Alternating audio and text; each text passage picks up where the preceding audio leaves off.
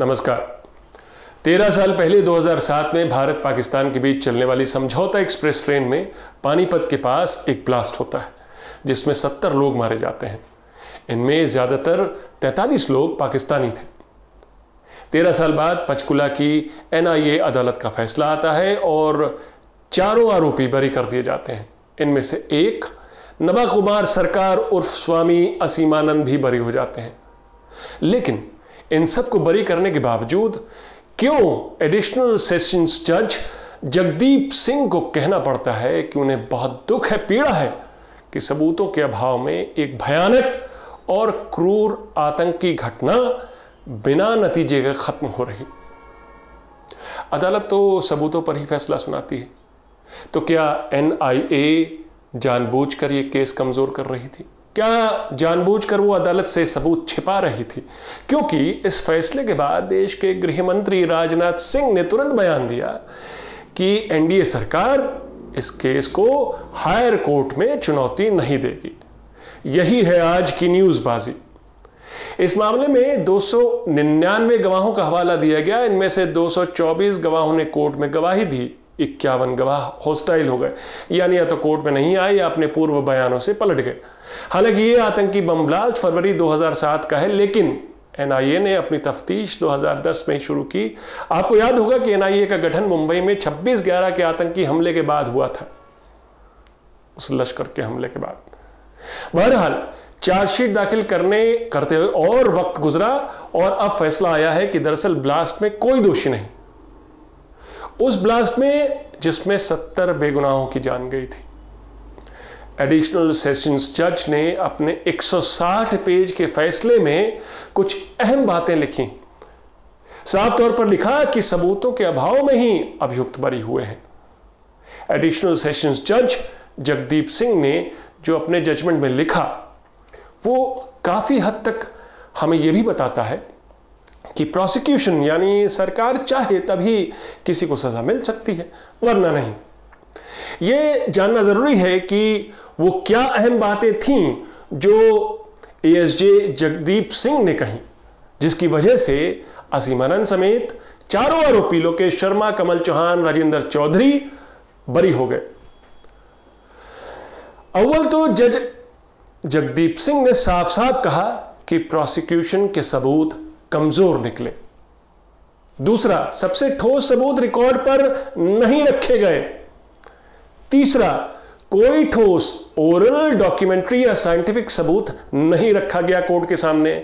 चौथा, CCTV footage भी नहीं मिला, फोन सबूत भी नहीं मिले। CCTV फुटेज क्या? पुरानी दिल्ली रेलवे स्टेशन पर CCTV कैमरे थे, मगर जज ने कहा कि ये फुटेज भी कोर्ट के सामने नहीं रखे गए।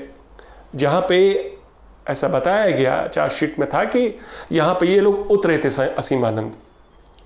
ये ठोस सबूत होते, इससे जरूर दोषियों को सजा दिलाने में मदद मिलती, ऐसा जज का कहना था।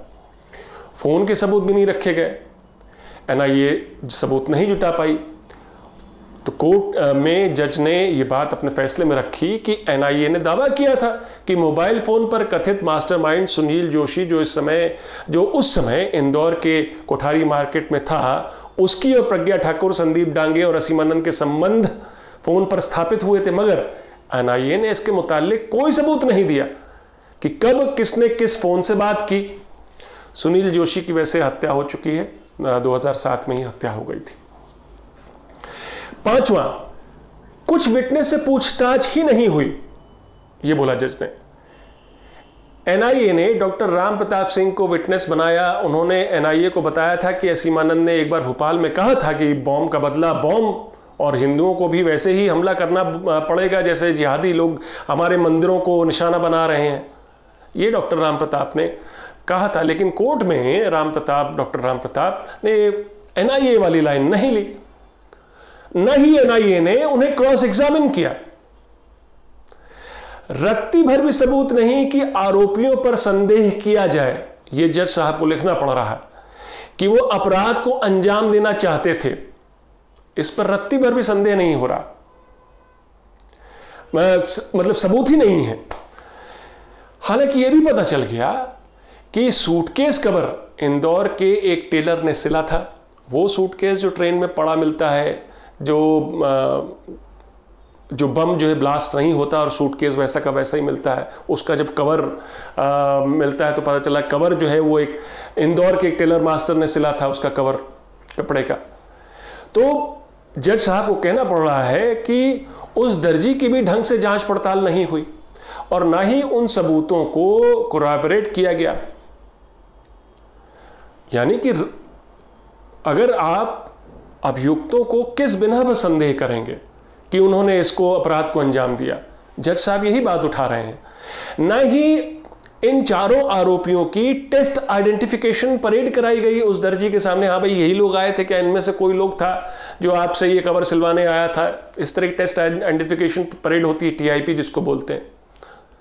जज साहब ने यह भी कहा कि रिकॉर्ड पर इस बारे में कोई सबूत नहीं कि आरोपियों ने दिल्ली रेलवे स्टेशन की रेकी की थी या वो लोग इंदौर से निजामुद्दीन रेलवे स्टेशन पहुंचे थे, नहीं इसके बारे में कि वो कहां ठहरे, कोई सबूत नहीं।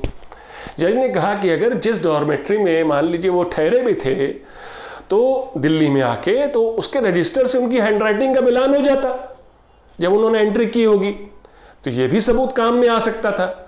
लेकिन ऐसा भी नहीं हुआ।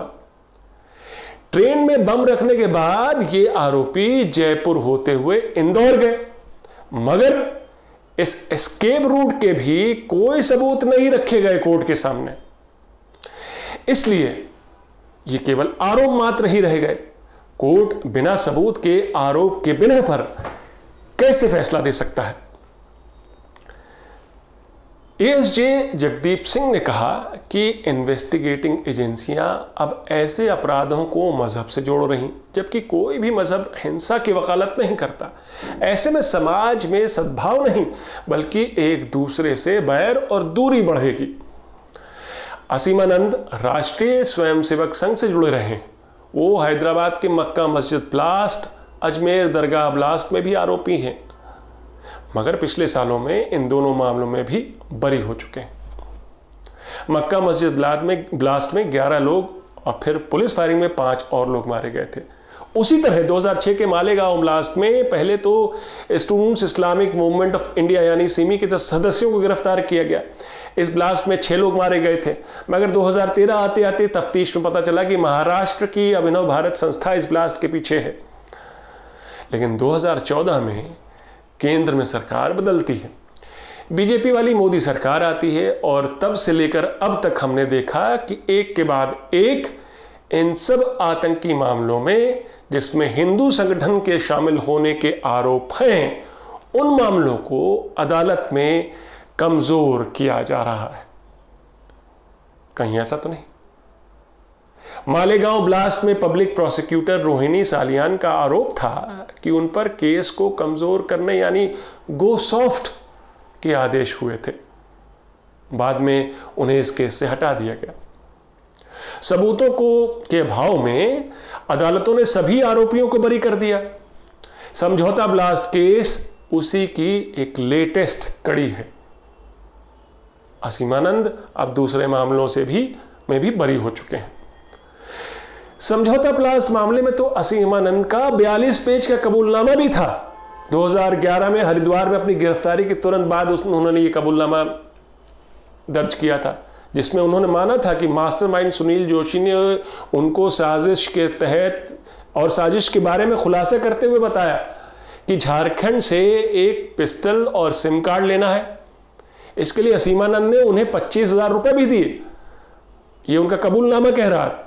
लेकिन जज ने कहा कि प्रोसिक्यूशन तो ये साबित ही नहीं कर पाया कि ये मीटिंग और ये पिस्टल समझौता ब्लास्ट को अंजाम देने के लिए की गई थी।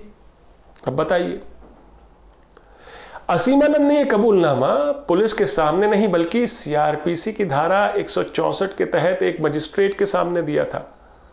हालांकि इस कबूलनामे से वो 5 महीने बाद मुकर गए।